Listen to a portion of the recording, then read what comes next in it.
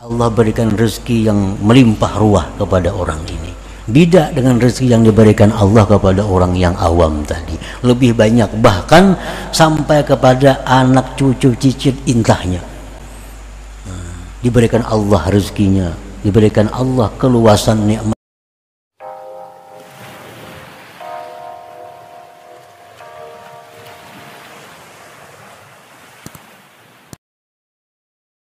Salli wa sallim ya salam ala nabi khairil anam wal ali wa sahbihi.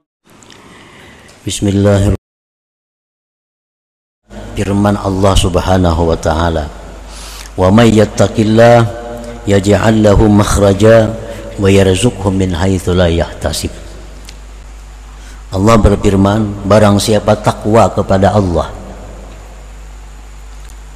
maka Allah jadikan bagi dia jalan keluar dari kesusahan, dan Allah berikan dia rezeki daripada jalan yang tak terduga-duga. Nah, ini firman Allah, siapa takwa kepada Allah, dia akan dapat rezeki yang tak terduga dan keluar dari kesulitannya. Orang awam, mereka takwa kepada Allah, terdorong agar dapat rezeki yang tak terduga-duga. Itu orang awam. Ini Pak ibadat, menjauhi yang dilarang Allah, melaksanakan yang diperintah Allah. Karena ujarnya bila demikian, dia akan hidupnya nyaman, rezekinya melimpah ruah. Nah, itu orang awam. Mereka menjauhi larangan Allah, melaksanakan perintah Allah dengan tujuan agar diberi Allah kenyamanan, rezeki dan lain-lainnya. Nah, ini golongan orang awam. Ini murah takwanya. Amun diberi Tuhan kesenangan juga, senangannya kada seberapa senang juga. Nilainya sedikit. Nah, yang kedua golongan muhibbun as-sairun. Mereka takwa kepada Allah, menjunjung perintah Allah, menjauhi yang dilarang Allah karena dia cinta kepada Allah. Kan biasa orang yang cinta itu mematuhi apa-apa yang dikehendaki orang yang dicintainya. Kan kayak itu biasanya. Kalau kita cinta kepada orang, kita akan patuh kepada orang itu. Nah, ini golongan kedua, mereka melaksanakan perintah Allah, menjauhi larangan Allah karena cinta kepada Allah, karena takut kalau cintanya putus. Dia takut kalau dia tidak dicintai lagi oleh Allah, lalu dia berhati-hati dalam hidup. Yang haram jauhinya, perintah laksanakannya karena takutan kalau Allah kada cinta kepadanya. Nah, ini golongan yang nomor dua, artinya orang yang muhibbun tapi masih berjalan menuju kepada ma'rifatullah. Nah, golongan yang ketiga, dia menjunjung perintah Allah, menjauhi yang dilarang Allah karena semata-mata aku adalah seorang hamba yang mesti patuh kepada Tuhannya. Nah, ini semata-mata merasakan dirinya nih hamba, Allah itu Tuhan, setiap hamba itu mesti mematuhi kepada Tuhannya, kada memandang lain daripada itu. Nah, padahal pekerjaannya sama, tetapi motivasinya beda, dorongannya beda, hasil didapat pun beda, pekerjaannya sama. Nah, contohnya lagi, Rasulullah SAW bersabda, suratul waqi'ah, suratul ghina. Ujar Nabi, surah waqi'ah yang ada dalam Quran itu adalah surah kaya, surah sugih. Faqra'uha, baca mun hendak sugih. Baca tiap malam surah Waqiah mun hendak sugih. Wa 'allimuha auladakum, ajarkan kepada anak-anak kamu. Surah Waqiah. Orang-orang awamul muslimin mereka tiap malam baca surah Waqiah supaya sugih. Supaya sugih. Mereka ajarkan anak-anaknya baca Waqiah, kamu hidup nyaman, hidup kamu kada fakir. Baca Waqiah. Cuma harapannya supaya hidup ini jangan kekurangan rezeki, jangan kekurangan duit.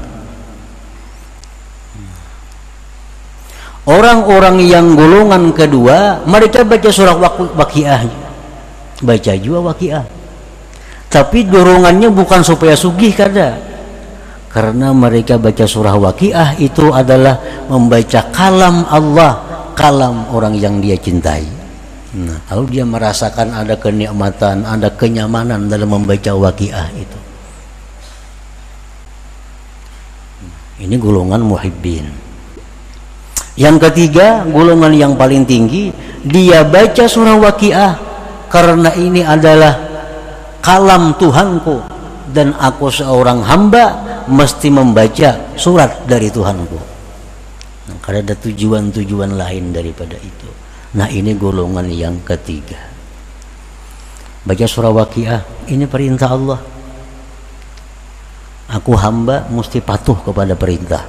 Nah, kayak itu aja. Ini sudah orang ma'rifat macam itu. Kenapa sembahyang? Ini sembahyang perintah Allah. Kulaksanakan. Kada mengharapkan surga apa kada ada. Ini perintah Allah, kulaksanakan sembahyang. Nah, kalau macam itu perilaku kita, motivasi kita beribadah, berarti kita memakai motivasi orang yang ma'rifat dengan Allah Subhanahu wa ta'ala. Fastahi ayyuhal insan an tatluba ajran ala ibadatik, malulah engkau wahai manusia bahwa engkau meminta upah atas ibadah itu. Mestinya kita malu. Nah, kita minta ganjaran atas ibadah itu. Mestinya malu. Warfa' himmataka anil huzuz subbat lakal huzuz. Tinggikan keinginan engkau dari kepentingan-kepentingan surga, neraka dan lain-lainnya. Niscaya ditumpahkan bagi engkau kepentingan-kepentingan itu.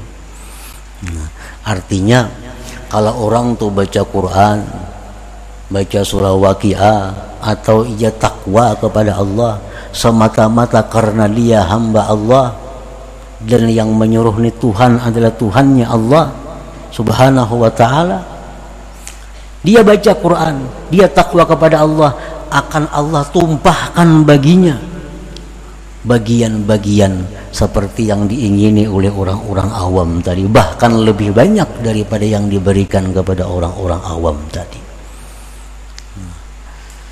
Orang awam baca surah Waqiah berduit inya, berduit karena tujuannya memang itu. Nah, orang ini kada tujuan apa-apa, dia baca Waqiah juga, tapi Allah berikan rezeki yang melimpah ruah kepada orang ini. Beda dengan rezeki yang diberikan Allah kepada orang yang awam tadi, lebih banyak, bahkan sampai kepada anak cucu cicit intahnya. Diberikan Allah rezekinya, diberikan Allah keluasan nikmatnya, berkat keikhlasan yang murni dari nenek moyangnya yang dahulu itu. Orang awam tadi paling-paling saganinya seorang itu, anak cucunya kada sempat menikmati itu. Tapi kalau orang-orang yang ma'rifat kepada Allah ini, yang mana mereka beribadah semata-mata karena merasa dirinya hamba yang mesti beribadah, nah ini Allah berikan segala macam bagian-bagian yang abadi, yang sampai kepada anak cucunya menikmati bagian-bagian itu. Nah, warfa' himmataka anil huzuz subbat lakal huzuz. Angkatlah dari keinginan engkau, keinginan-keinginan, niscaya akan ditumpahkan bagi engkau bagian-bagian itu. Jadi umpamanya orang baca surah Waqiah dengan tujuan supaya dapat duit, diberi Tuhan duit 100.000, dapat duit enggak. Orang baca surah Waqiah tujuannya semata-mata menjunjung perintah Allah, 1 miliar Tuhan beri. Mana akunnya? Allah tahu yang pertama ini mata duitan. Baca surah Waqiah nak di duit, beri Tuhan juga duit cuma 100.000, murah. Ada ini beribadah kepada Allah semata-mata karena dia hamba Allah. Setiap hamba wajib mengabdi kepada Tuhannya. Nah itu motivasi dirinya. Nah ini akan diberikan Allah harta, segala macam kenikmatan yang sampai anak cucu buyut intahnya akan mendapatkan bagian daripada itu. Nah para muhibbin rahimakumullah, jadi kebiasaan salah kita, kebiasaan buruk kita, bila mana kita beribadah selalu mengharapkan ganjaran Allah, kita beribadah mengharapkan gantian dari Allah, maka itu kita tinggalkan. Nah kita rubah, setiap kali kita beribadah kita semata-mata itu menjunjung perintah Allah. Diberi Tuhan kakak tahu urusannya, ini perintah yang mesti kau laksanakan. Nah, dan Tuhan pasti akan memberikan yang berlipat ganda.